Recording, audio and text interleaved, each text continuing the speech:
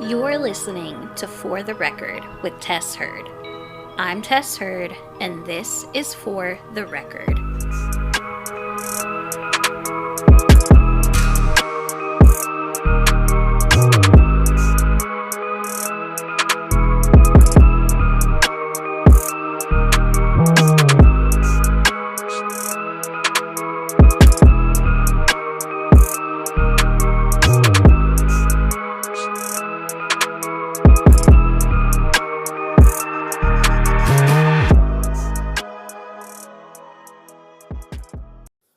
Hello, everybody, and welcome back to another episode of For the Record with Tess Hurd. I'm Tess Hurd, and this is For the Record. I'd like to start this episode out by giving a special shout out to a couple of people this week. First one being to Miss Ashley Ballou for spreading the word about the podcast and getting us a few new listeners. Woohoo! Welcome, new listeners! I am thrilled to have you here. I hope that you enjoy the podcast. I also hope that you don't think that I am totally and completely annoying. I know that I can be. That's not self-deprecating. It's just fact. So, yeah. But anyways, I'm really glad that you're here. I hope that you truly enjoy the podcast, and I hope that you come back again and give us another listen. Next shout out is to my kindred spirit in true crime, Amber. Amber suggested this case to me weeks ago, and I am finally getting around to recording it. So I hope you enjoy it as well. If this podcast ever really does take off and blows up, I am hiring Amber as my true crime researcher. She has sent me so many cases, and she knows so much about them. So, Amber, whenever you listen to this, this is an official job offer whenever the podcast is making bank and I can pay you what you deserve. All right. I don't think I have anything else to add to this intro, so let's dig in. Waynesboro, Tennessee. It's a place that's known for its natural beauty. Sitting close to the Natchez Trace, a stone's throw away from the Tennessee River, and surrounded by rolling hills, it really is a place where you can experience true southern beauty. Usually, the farther west you travel in Tennessee, the less beautiful it gets. But it seems like Wayne County is kind of in a sweet spot. I think it's prettier than Pulaski, which is to the east of Lawrenceburg, but that's not important. What's important is this case. So, Waynesboro. It has kind of a reputation. Growing up, it was always described to me as a place you just don't want to go. It was always put in a negative light. Think The Lion King when Mufasa and Simba are talking about the Pride Lands and where the light touches. When Simba asks about the shadowy areas, Mufasa says, "Those are beyond our borders. You must never go there, Simba." Side note, please don't come at me with a lawsuit for quoting The Lion King. Thank you. But that's how I grew up, thinking of Waynesboro and Wayne County. Now, I know that there are a lot of good people who are from or currently reside in Wayne County, just like there are here in Lawrenceburg. Lawrenceburg also has a reputation, and a reputation doesn't have to define a place or a person for that matter. So I don't want to come at the county and make it sound like everyone there is evil, because they aren't by any means. This is just how I was brought up, thinking it was a bad place. In all actuality, it's a really cute little town with one of the best restaurants nearby, called Emerald's. Talk about a burger you won't forget. Oh my gosh. They also have a really quaint downtown area, and when it comes to historic, vintage, beautiful places, I am a sucker. My goodness. So, I've never had a bad experience in Waynesboro, and I'm sure that I'll visit again in the very near future and will continue to visit as long as they don't outlaw me for, recording this episode. So, people of Wayne County, please don't hate me. I talked bad about Lawrenceburg. in the episode about Jansen Brewer, and I'm sure that I will talk bad about Lawrenceburg again. It's not personal. And, maybe things have changed over time. Or maybe it was never a bad place. Maybe I just lived a really sheltered life. And I mean, I did live a really sheltered life. Like, across the street was a really bad place for me, And we had some of the kindest neighbors across the street in the world. But you get what I'm saying. So I definitely don't want to come across as, loathing the town of Waynesboro or Wayne County. I guess I just don't really know it well enough. And maybe with this story, I can bring some light to the town and show that the community as a whole is full of really wonderful people. If you're like me, though, and have never heard about this case, it may surprise you knowing what happened, where it happened, how it happened, and by the hands of the people it happened by. So without further ado, this is the case of Rose Goggins. 21-year-old Rose Goggins was a Georgia native, only being in Tennessee for a few short years before meeting Stephen Biersdorf Jr. Now, I do want to say that Stephen Jr. is obviously a junior, and his dad, who is also a part of the story, is Stephen Sr. So, you will hear me saying Stephen a lot, but they will be differentiated by junior and senior. I don't know the story of how Rose and Stephen Jr. met or how long they had been together, but what I do know is that they had an 11-month-old son together, they were engaged, and they were living with Stephen's parents, Sylvia and Stephen Biersdorf Sr. There was some tension in between Rose and the Biersdorfs. I've heard differing things saying they didn't like Rose because of her background, which I don't know anything about, and also because she was sneaking around Stephen Jr.'s back and sleeping around. Either way, the Biersdorf parents did not approve of Rose. Despite this, though, they let her and the baby move in with them while Stephen Jr. was away at Camp Shelby in Mississippi doing basic training. He was in the National Guard and was going to be deployed to Iraq.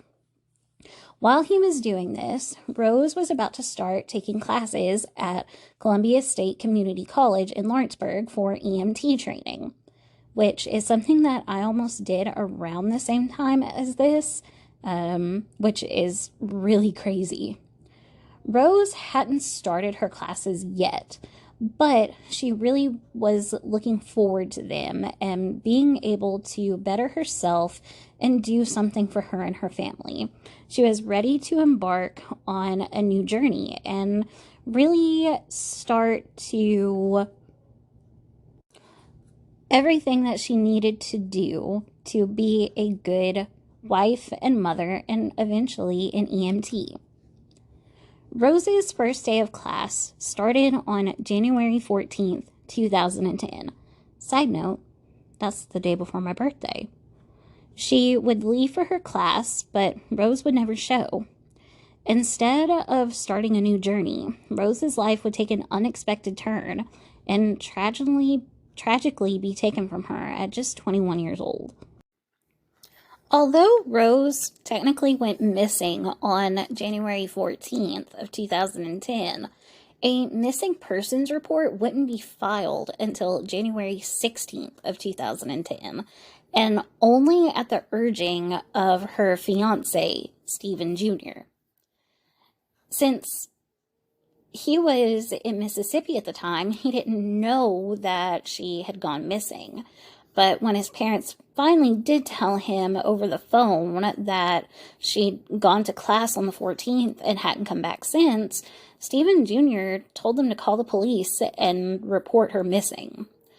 I would like to note here that his parents waited 2 days before they told Stephen Jr. and reported Rose missing. 2 freaking days. That's crazy. So when they called the police, they came up with some excuse that she'd gone to class and never come home and was probably with another guy because she'd been sleeping around on their son, which I don't know how much, if any truth is in that. From what I could find, Rose seemed really sweet and really loved Stephen Jr. and wanted to be with him. I think maybe his parents just said that because they wanted Stephen Jr. to think that she was a horrible person, and, if she was running around on him behind his back, then maybe he would get her out of their lives. But I really don't know for sure. But back to the point. When police were called, a missing person report was made, and search efforts were immediately dispatched. It didn't take investigators long to learn, though, that... Wow, that sentence sounded really messed up. I have a migraine tonight, and so this is just... Yeah, so forgive me. So, it didn't take long, though, for investigators to learn that Rose actually never showed up to her class on the 14th. And after doing some digging, they discovered that they found Rose's car in McNairy County, which is about 55 miles away from Wayne County, on an isolated logging road. And so they found her car on the 15th of January, which is my birthday, and she wasn't reported missing until the 16th. So that was kind of somewhat of a red flag right there. So some reports I found said that the car had been set on fire. Others said that it had been buried, and others said that it was just left sitting on the road. So I don't know the actual condition of the car when it was found. I just know that the car was found before the missing persons report was filed. According to Snapped Killer Couples, Stephen Sr. had done some time in prison. And when he'd gotten out, he had stayed in touch with a previous cellmate who he had come over to their home to do some work. While the previous cellmate was there working on the home, Stephen Sr. stated to him that he and Sylvia really hated Rose, and they even offered to pay him a pretty good sum of money to kidnap Rose. The cellmate declined. I believe more money was offered, but he still declined. So instead, Stephen Sr. decided to take matters into his own hands. But let's not get ahead of ourselves here. It really wouldn't take long at all for police to start questioning the Beiersdorfs about Rose's disappearance. They were really skeptical about their story, and ultimately the couple did confess to killing Rose, but their stories still didn't make much sense. Stephen Sr. had said that Rose had gotten back from her EMT class, and an argument broke out between them. He said that Rose attacked him and that he was only defending himself. He said he pushed her and she fell and hit her head on a rock in the yard. When she didn't get up, he knew she was dead, and so he took her car to McNairy County and threw her body into the Tennessee River on the way. A search team was sent out to look for Rose's body in the river, but they came up empty-handed. When the police told Stephen that, or what they had found, or lack thereof, Stephen then said that his previous cellmate had done it and that he didn't know where her body was. Now, differing things, again, said differing things. One said that the previous cellmate was not in prison. One said that he was back in prison. So, if anybody actually knows, feel free to let me know. I hate finding differing reports saying different things. So frustrating. Like, just get the story right, for goodness sakes. And I'm going to go on a tangent here for just a minute. This is off the record, so yeah. Why is it so hard to find information about cases? Like, how come I could find no background on this girl? Like, her actual date of birth, where she was born, the story of how her and Stephen Jr. met. Like, there was nothing there.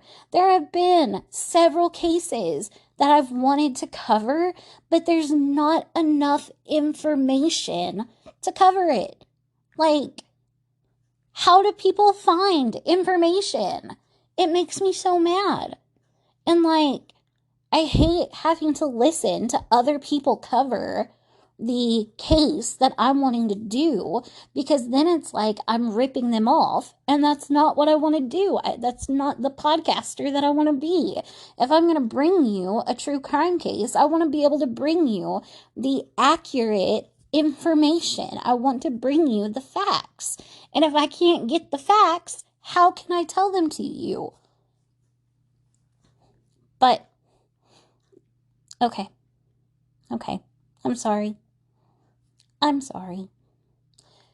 We are back on the record now. Regardless of whether or not this cellmate, I don't even know his name, but whether or not this cellmate was or was not in prison, he was questioned. And he told them about the encounter that he'd had at the Biersdorf's home and was like, hey, he told me that they hated her. He offered to pay me money to kidnap her. I said no. So whatever happened to her, I didn't do it. And just a little side note here, I am so glad that this man was believed. Okay? Because I know that when a previous criminal is accused of doing something, it seems like it is so difficult for them to be found innocent or perceived as innocent if they have any kind of record. And so I am just so glad that this guy was believed and that they listened to him and that he did not get charged for Rose's murder. Like, just, that's such a good thing. So happy about that. So at some point during all of this, and again, I don't know because I couldn't find the actual facts on it, but police were able to get a search warrant for the Biersdorf's home. They lived on a pretty decent-sized piece of land, and it was pretty isolated, and so they really didn't know exactly where to start the search, but they ended up starting somewhere around the backyard. It would not take long at all after digging through the dirt in the backyard that they would begin to find pieces of bone. One in particular piece that was found was about the size of the palm of your hand. And that turned out to be a piece of Rose's skull, which is just heartbreaking. Absolutely heartbreaking. With these bone fragments being found, they were officially able to charge Stephen Sr. and Sylvia with Rose's murder. And after doing DNA testing, they were able to confirm that the bone fragments belonged to Rose. Stephen Sr. eventually confessed to killing Rose and using a backhoe to try to dismember and scatter her body. Once again, I've heard differing things from differing sources on how she was actually killed, but the most common thing that I've seen is that Stephen Sr. strangled Rose, then used the backhoe. Now, while Stephen Sr. was the only one who acted in the murder, Sylvia was not innocent. She knew of Stephen Sr.'s plans and did not stop him or inform authorities of his plan. So, on January 28th of 2010, I'm getting my stuff confused, Sylvia and Stephen Sr. were arrested. In March of 2011, Stephen Sr. and Sylvia pled guilty and accepted deals from the prosecution so they wouldn't have to face a trial. Sylvia was sentenced to 15 years for conspiracy. She was released in 2019. All that's known about Sylvia today is that she resides somewhere in Tennessee. Stephen Sr. was sentenced to life in prison for first-degree murder. He will be 99 years old when he is eligible for parole. So, I know this isn't, well, this is kind of all over the place, and I know that a lot of that is just on me for not being able to find a good amount of, credible information. But I also, like I said a little bit ago, have a horrible migraine and my head is completely spaced out. So I really do apologize for kind of the abruptness of how this started to go on, or how the episode went on. But this innocent girl, was murdered by her soon-to-be in-laws.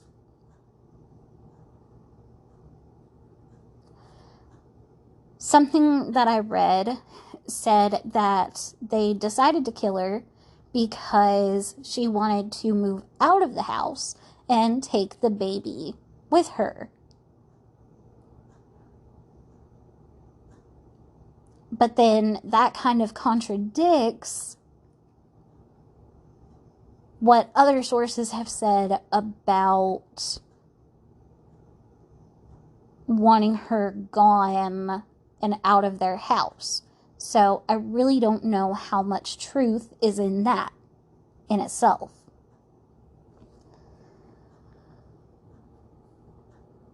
I think it's also important to note that in both of the TV documentaries that I've seen, the Murder Comes to Town, Horror in the Hollow, and then the Snapped Killer Couples episode, they portrayed that Stephen Jr. had a really bad temper and that he was abusive to Rose. Nothing else that I've read said anything about that. Not a thing. So I don't know if there's any truth to that, but if there is, then he's a piece of crap as well. If there's not any truth to that, then I cannot imagine the horror that he has gone through knowing that his parents killed the mother of his child and the woman that he wanted to marry. I don't know if Stephen Jr. has anything to do with either of his parents. I don't know if he has any kind of relationship with either one of them. I personally don't think that I could have any kind of relationship with my parents if they did something like that, but that's just me. The only thing that I do know is that Stephen Jr. does have custody of his and Rose's son. And, I mean, that's his son. He should have had custody of his son. But there's just not any other information about them. I also want to say that I am so thankful that my in-laws have never tried to kill me. We may not always agree on things and we may not always see eye to eye, but in the end, I know that I love them and they love me, and even if we are at odds sometimes, we're still family and we still love each other. I am also very thankful that my mother has loved my husband just like he was one of her own kids. I mean, he has been part of the family since day one. But I think that is all that I am going to be able to do tonight. I truly do apologize for the way this episode went. I know that it is not the best that I have ever done, but the longer I sit here and try to record, the more it feels like there is an axe in the left side of my skull, and I'm just ready to go crawl in the bed and sleep this pain in the head off. So, thank you guys so much for listening. I truly appreciate it. Again, I apologize because I know that this is not the greatest episode ever. I may end up redoing this one in the future. If you want to listen to a good episode, go back and listen to Hometown Horrors, The Case of Jansen Brewer. Listen to that one. Share that one. That family is still searching for answers, so go check it out. Until then, or until next week, I hope that you guys have a great weekend, have a great week, and the record will so reflect.